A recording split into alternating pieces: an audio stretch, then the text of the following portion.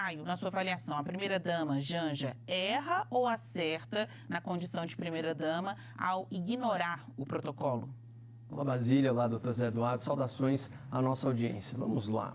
Será que Janja errou ao interpelar o ditador chinês em uma reunião de Estado? Olha, tudo depende de quem está mentindo nessa história toda. Porque há duas versões que são muito conflitantes, muito divergentes sobre o que aconteceu entre portas fechadas lá na China. De um lado, os nossos colegas de imprensa, os jornalistas Andréa Sadi e Valdo Cruz, da Globo News, que reportaram o seguinte no portal G1. Aspas. Segundo relatos de integrantes da comitiva brasileira, Janja pediu a palavra para falar sobre como a plataforma representava um desafio em meio ao avanço da extrema-direita no Brasil. Para ela, o algoritmo favorece a direita. Fecha aspas. Continua a reportagem. Segundo relatos, ela ouviu do próprio presidente chinês que o Brasil tem legitimidade para regular e até banir, se quiser, a plataforma. Bom, e confirmando aqui a réplica do ditador chinês, o próprio ministro Alexandre de Moraes, do STF, já deu demonstrações de como é possível tirar toda uma rede social do ar sem maiores consequências, especialmente se for em defesa da democracia. Bom, essa é uma versão da história. A outra narrativa é a versão oficial, que saiu da boca do próprio casal presidencial e dos seus apaniguados. O Lula afirmou o seguinte: a Janja pediu a palavra para explicar o que está acontecendo no Brasil, sobretudo contra as mulheres e contra as crianças. Ou seja, na versão dos jornalistas próximos ao PT, na imprensa, a Janja reclamou da extrema-direita. Na versão do Lula, que se auto-intitula aí a viva alma mais honesta desse país, a Janja se manifestou em defesa de uma causa muito nobre. E a versão do petista foi confirmada pela própria primeira-dama. Eu não me calarei quando for para proteger a vida das nossas crianças e dos nossos adolescentes. Fecha aspas. Pois então, eis a minha opinião sincera. Se Janja da Silva falou em defesa dos vulneráveis, em defesa dos incapazes e dos menores de idade, ela fez bem em quebrar o protocolo, enfrentar a ditadura chinesa e cobrar uma ação contra os males digitais que afligem a nossa juventude e que potencialmente são patrocinados pelo regime opressor chinês. E nesse espírito, eu exorto a senhora Janja para que ela não se cale diante de outras tiranias que oprimem aqueles que não têm voz. Estadão. Na Venezuela de Maduro, crianças passam fome e perdem aulas. R7. Fome mata número recorde de crianças na Venezuela, diz New York Times. Imagina, Janja, como os jovens venezuelanos estão vulneráveis, sujeitos a toda sorte de violência e abuso. Por isso, por favor, não se cale diante dos poderosos só porque são homens. Denuncie a fome das crianças na Venezuela, o assassinato de crianças israelenses por terroristas islâmicos. Denuncie a corrupção de menores na indústria cinematográfica de Hollywood. E que bom que existe alguém como a senhora, disposta a emprestar sua voz em defesa de todos os inocentes. Não se cale, Janja, nunca. Aliás, esse enfrentamento é uma grande vitória para as mulheres na política. Para quem não se lembra, na campanha de 2022, os marqueteiros machistas do PT impediram que a primeira-dama desse entrevistas na televisão. A sua primeira entrevista foi para o Fantástico e foi só no dia 7 de novembro, depois da eleição. Mas esse passado sexista está arriscado de batom, essa poderosa arma contra a tirania. Agora, a primeira-dama fala mesmo.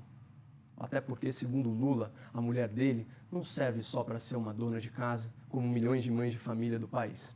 Mas voltando aqui ao meu ponto de partida, toda essa minha defesa efusiva da primeira-dama depende de uma coisa, que ela tenha falado a verdade sobre o conteúdo da sua interpelação ao ditador chinês. E eu deixo aqui a pergunta ao telespectador: quem está mentindo? A imprensa ou o governo? E, por favor, que ninguém cometa a injustiça de insinuar que eu sou, por exemplo, misógino por afirmar que uma mulher está fofocando e mentindo. Afinal de contas, as duas versões contraditórias partiram de duas damas.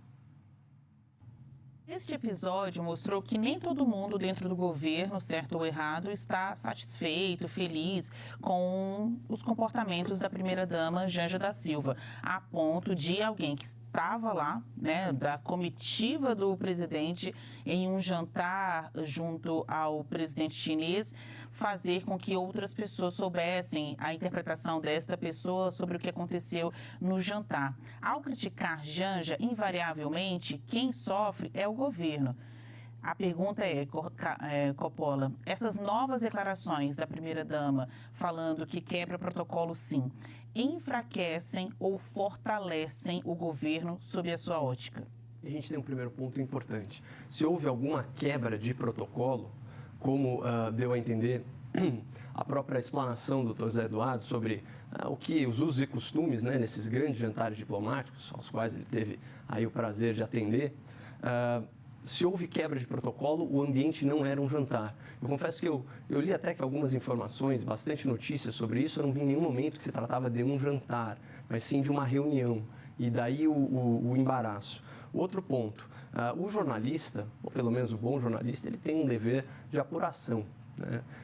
Hoje em dia, existe uma prática preguiçosa na nossa profissão, e aqui eu falo fazendo uma autocrítica mesmo, né, como profissional da imprensa, que é não apurar. Então, muitas vezes, a versão da autoridade, ela é divulgada às pessoas como se ela fosse, além de um relato oficial, um relato necessariamente verdadeiro. Aí, obviamente, você pode ter, por exemplo, decisões judiciais que são absolutamente avessas à lei, né, que foram proferidas ao arrepio da Constituição. E não é porque uma autoridade as profere que isso as torna corretas para o bom aplicador do direito. Mesmo assim, a gente vê nessa ânsia da mídia tradicional de se fazer como rede social, de praticamente encaminhar a mensagem como se fosse aquele rótulo de tia do Zap.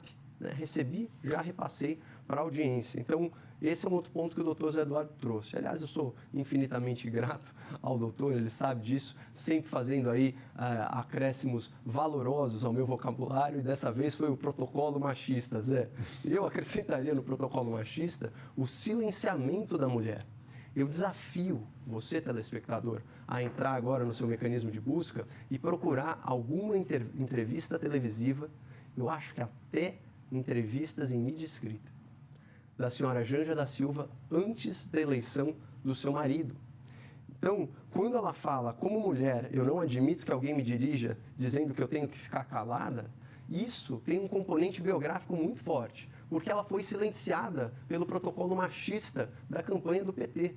Então, nesse sentido, faço minhas as críticas do Dr. Zé Eduardo a todos aqueles que tentam colocar a mulher em segundo plano ou desconsiderar as suas opiniões ou, inclusive, né, de tratar com preconceito o que parte de uma mulher. Eu acho que tudo deve ser considerado, mas eu insisto na minha tese inicial.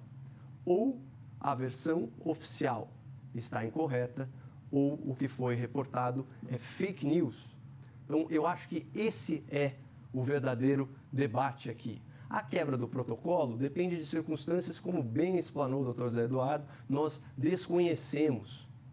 Agora, se de fato houve uma diferença aí de versões, ainda mais instigada por uma intriga palaciana, e aqui nesse ponto também concordo integralmente com o Zé, isso é muito feio, né, doutor? Muito feio. Porque isso é uma traição de confiança, isso é literalmente uma traição porque vem de aliados. Né? Da oposição, o fogo inimigo ele é esperado, né, Basílio? Agora, o fogo amigo, e nesse sentido o presidente está muito certo de se indignar nesse sentido. E um último detalhe, eu só achei preocupante que o governo brasileiro esteja recorrendo ao governo chinês para dicas de como controlar redes sociais. Todo mundo sabe que a liberdade de expressão não é respeitada na ditadura chinesa, eles perseguem opositores políticos, eles silenciam vozes divergentes, não toleram protestos. Então, acho muito perigoso pedir conselhos para quem não atua dentro do que nós chamamos aí de campo democrático no tocante à informação.